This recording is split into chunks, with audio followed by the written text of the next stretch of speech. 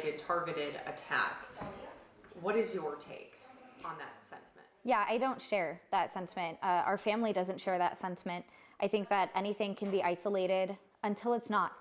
And until we have someone in custody, there's no way with any amount of confidence to say this is isolated.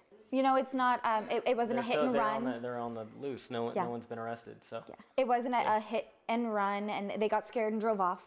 It wasn't a car accident. Someone did this with the purpose of doing this. Not once, not twice, not 3 times, but 4. And I don't know of anything scarier than that. I don't know what more people could be scared of. And I do want to add, being vigilant in this case is not enough. They were vigilant. They did go out in pairs. They did Uber downtown with a trusted Uber. They did Uber home with a trusted Uber. They only went to trusted places that they went every other weekend. And this was in Moscow, Idaho. It has a reputation of being one of the safest. Absolutely. College communities in the country. They lived on one of the most iconic streets for being seniors. It's kind of a well-known place. And, you know, I obviously don't know for a fact, but I know my sisters, and I know for a fact they locked their doors. So by all means, they did everything right. Correct. There was a keypad on their front door. I will say, due to the, you know, closeness of the community and due to the safeness of it, I think a lot of people had, you know, access to that door. But yes, that door had a keypad code on it. Somebody knows something. Exactly. If you could talk to witnesses, to anyone, to maybe somebody who has heard a confession already at this point, and you could speak directly to them, what would you say? Yeah, I would say if you know anything, if you think anything, if you heard anything, if you saw anything, just call it in. Even if the next morning you were taking your dog out for a walk and they were sniffing in a bush and there was a glove, call it in. Because it could be absolutely nothing. And if it is, then I am happy. And it could be absolutely something. And if it is, I'd rather have it called in 17 times than never called in at all.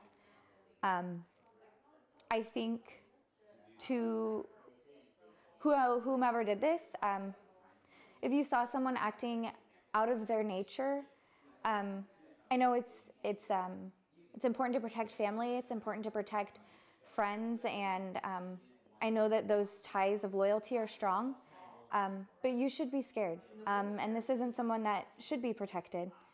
So if you noticed odd behavior, if you noticed something in the shared bathroom trash can, if you noticed a weird smudge on the fridge after your roommate came home late, call it in. Weird injuries. Any injuries, anything at all. Because worst case scenario, the police talk to them and they get to go home. If they have nothing to hide, then you just did your job. Call it in anonymously. Any information at all that people could hand over to help would be amazing. Yeah. We just need more. Tell me about your sister. Yeah. Kaylee was a spitfire. She absolutely was, you know, the tan blonde with a beautiful smile that lit up the room. But you hear that every time. She was so much more than that. She was an absolute brat. She was an absolute... like a true sister. Totally. You know, I mean, just to be genuine, I know that that's what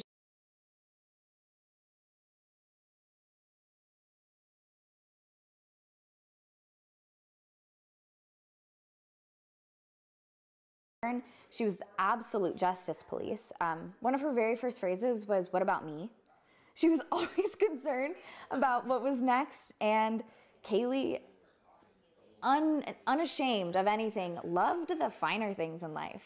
You know, I would go up to her closet and take her and be like, "Olivia, that's literally Calvin Klein." Like, it's literally like name brand. And I'd be like, "I don't know what Brandy Melville is, Kaylee. Like, okay, you can have it back, sorry." But that was Kaylee. She loved the finer things. And she loved adventure. She hated, I won't say she just hated sitting, because we had plenty of lazy days together, but she liked to have, she collected memories. She loved taking photos. She loved having a very social life. She loved being that person on social media, and there's nothing wrong with that. So I know that those profiles are public, And I beg people to look at those gracefully.